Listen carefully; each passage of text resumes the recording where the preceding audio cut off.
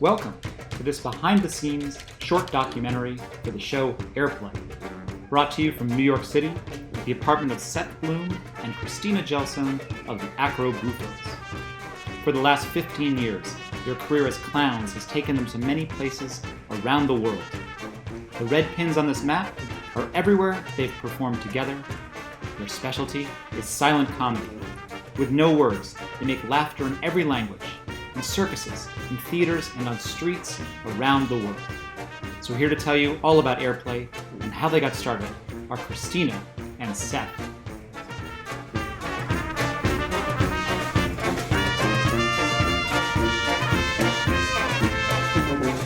Much better. I'm Seth. And I'm Christina. And we're at home in New York City. We are the performers and the creators of Airplay. Airplay's been all over the world. In fact, it's been to 5 continents. See those lonely planets? We've been to all of those countries, and Airplay has been to many of them. Today we're going to tell you about what goes on behind the scenes and even how we made the show, and also a bit of what we're thinking about while we're on stage performing the show. We want you to take a look at our trailer for Airplay, just in case you haven't seen the show. And if you have seen Airplay, the trailer will remind you of some of the best parts. So we'll see you right after that.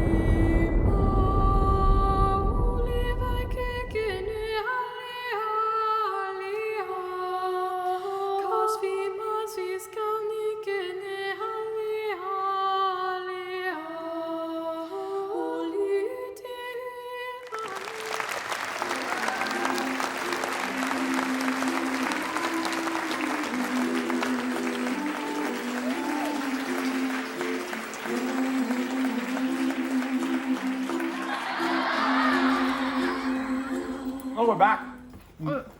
It's over. I so want to see that show. You're in that show. Oh, I'll never see that show. That's the problem with performing in a show like Airplay. You never get to see it. But how did we make Airplay? Well, we didn't know Airplay was going to be Airplay when we started.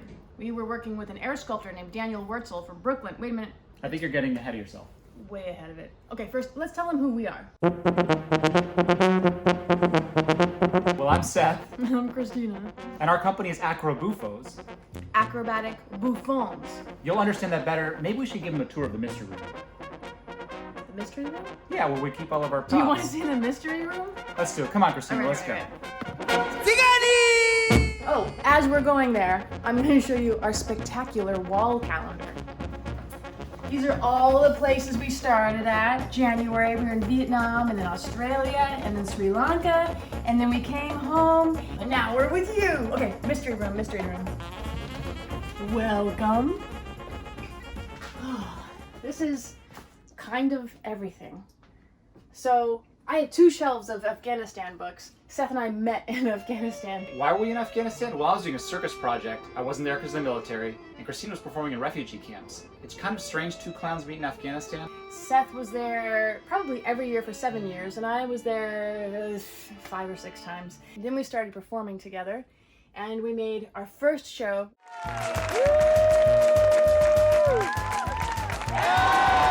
Which was called Acrobuffos, which is now our company name. And Acrobuffos lives down here in this suitcase.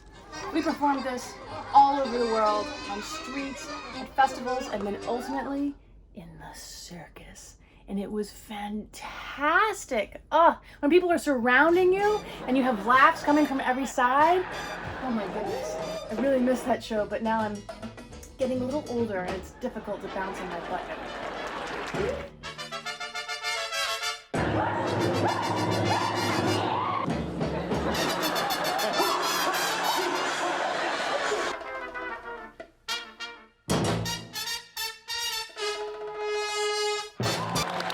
Let's see. Oh, here's another show. This one's Cafe Goma. This one is a beautiful show.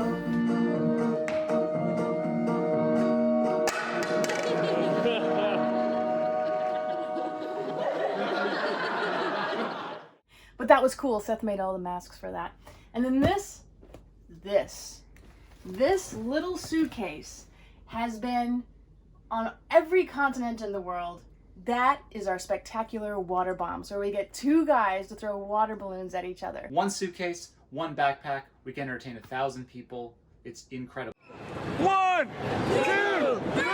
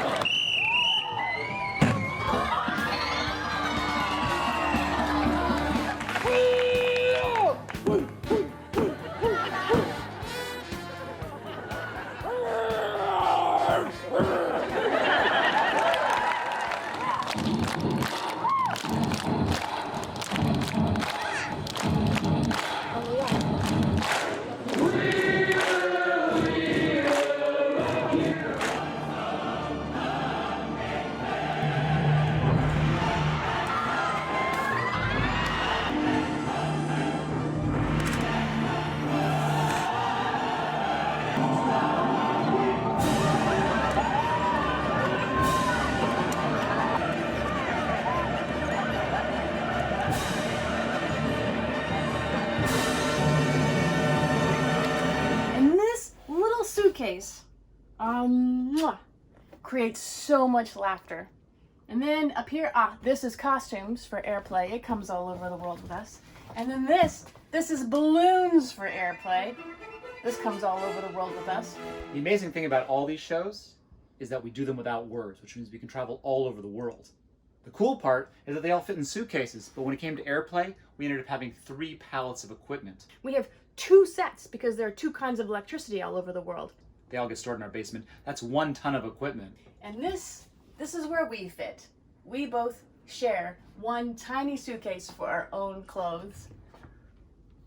It's been a lot, but it's been so much fun and so much laughter. That's our mystery room. We're back. Welcome to the office.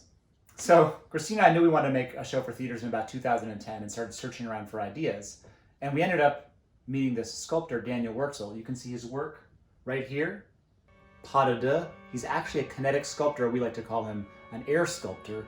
So we called him up in 2010 and said, hey, do you think you want to work with a couple of clowns to make a show? The cool part about Daniel Wurtzel is one of his mentors is Isamu Noguchi. He's a sculptor. He used to work with Martha Graham, and in New York there's a tradition of lots of different art forms working together.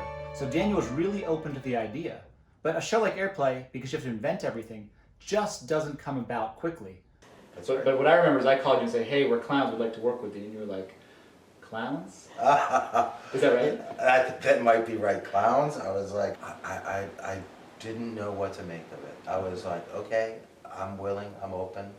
Let's see what comes of this, and take it from there. It turns out clowns are some of my favorite people. Turns out air sculptors are some of my favorite people. That's nice.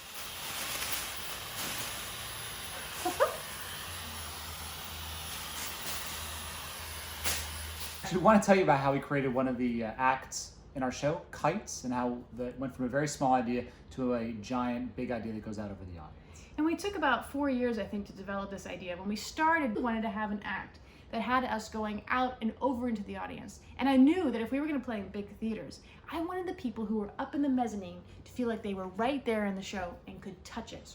So one day in the studio, back in 2011 when we first started, we had some string and one of these like plastic bags they give you in New York when you go to a convenience store. And Christina was like, hey, what if we attach this to a string and fly it like a kite, but actually use the fans that we use in Pas de deux, turn them face the audience, and see if we can fly that over the audience. We spent days flying plastic bags. Different size plastic bags. The ones with the smiley faces flew the best. That was my preference. But then we tried lots of other things. We tried little parachute men. One of my big ideas was to see if we get 100 parachute men to fly out over the audience and all open up and come down on one. We tried that for days. It never worked. Then one day we went to Party City and we were like, hey, let's get some cellophane and fly it long, like a long kite, instead of using a plastic bag like this. And it was kind of like the color, you could get it in different colors, which we thought was nice. So we had to practice flying that. And then between like 2012 and 2014, we developed that act with strings and but we cellophane. were facing each other first. And then we thought, could we get it to go out over the audience? Right, so we finally got that to work. But then Daniel Wurtzel came and he saw a showing of us do this in 2014 in a theater in New York called the New Victory Theater. And he's like, guys, I just don't think the cellophane looks that good. Yeah. Why don't you use the fabrics from Pas de Deux, turn the fans to the audience and blow them out? And we're like, we just don't think it's strong enough. We're like, and he said, the fabrics are really big and they're kind of heavy. He said, come down to my studio, I've got these new fans and I've got these new ideas. Oh, that's right, he had new fans. That's right. Change the entire act. Oh my goodness. The crazy part is it looks pretty easy to fly the kites. Right. But we always go to theaters and the tech crew sits around and is like, oh, I think I could do that. So we always hand it off to one of them. It's actually quite difficult to fly a kite in a theater. And every theater has different air currents. Every theater has a different pattern of air and the way it swoops upwards or swoops downwards. And then when the audience gets into the theater, it changes the game again. And sometimes our balloons a little go out of control because the audience is so hot that it has changed the air circulation inside the building. So before every show, we have to do fan tests. And the kites is one of the big fan tests that we have to do. Just like packing a parachute, if Christina doesn't pack her kite right, it comes out and it gets tangled, then the act gets destroyed. Anyway, that's a short peek into how an act goes from like the seed of an idea and over 5 years becomes a beautiful part of our show, one that the audiences really like.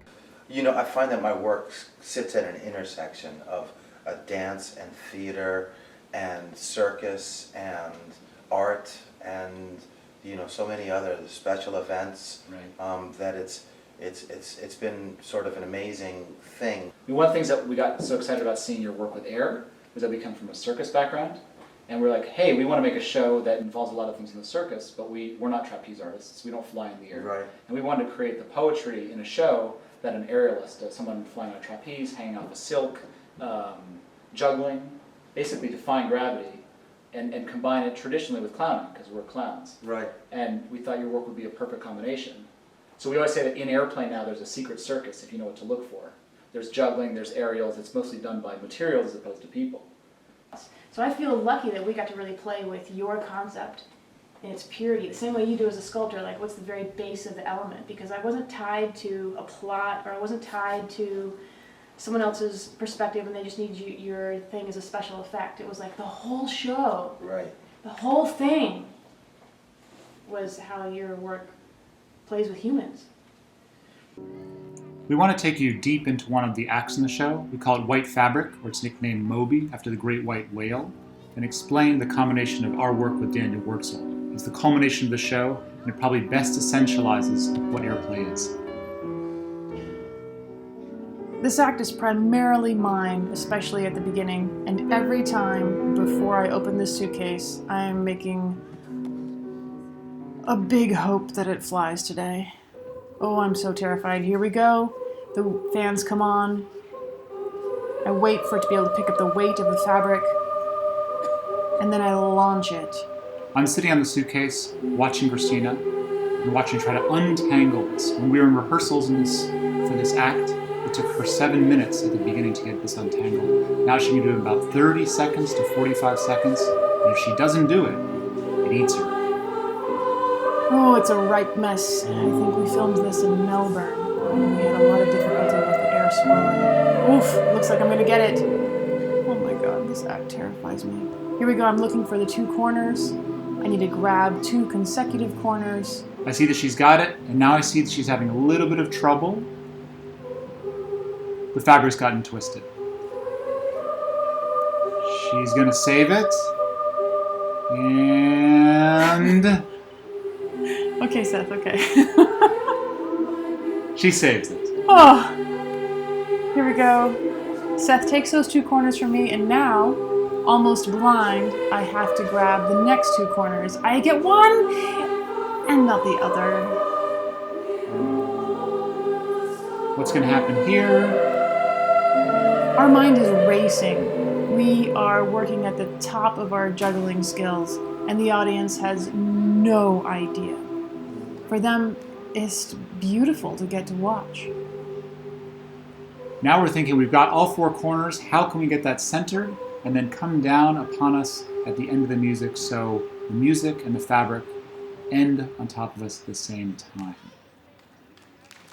And if we've timed this perfectly, I am now taking a huge breath of relief because the most difficult part of the whole show is now over for me.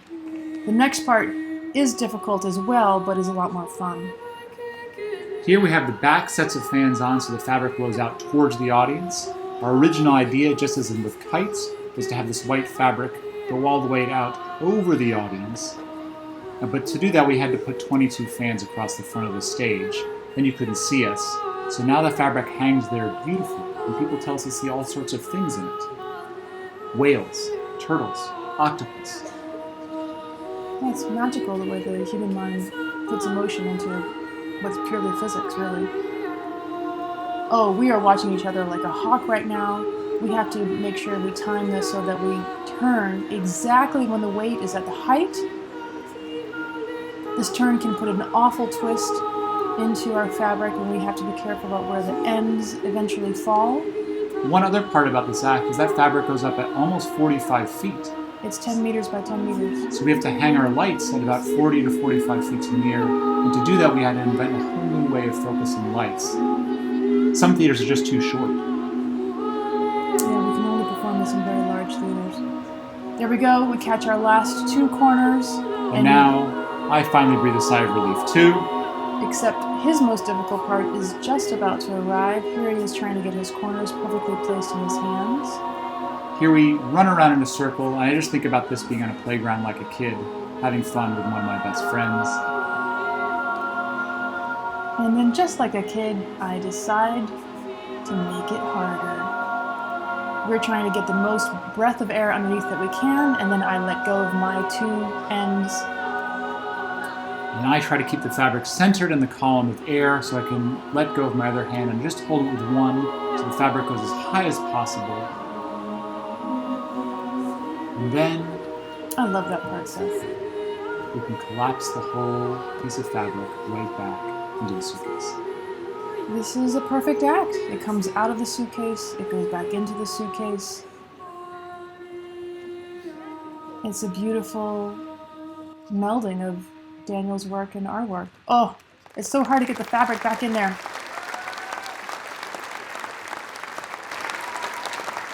This is the one moment in the show where we slow down enough that we can actually look at each other.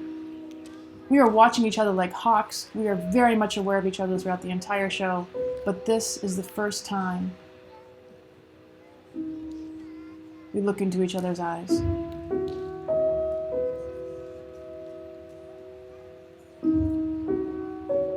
Now we come down towards the front of the stage to resolve the show. There's about 5 minutes left.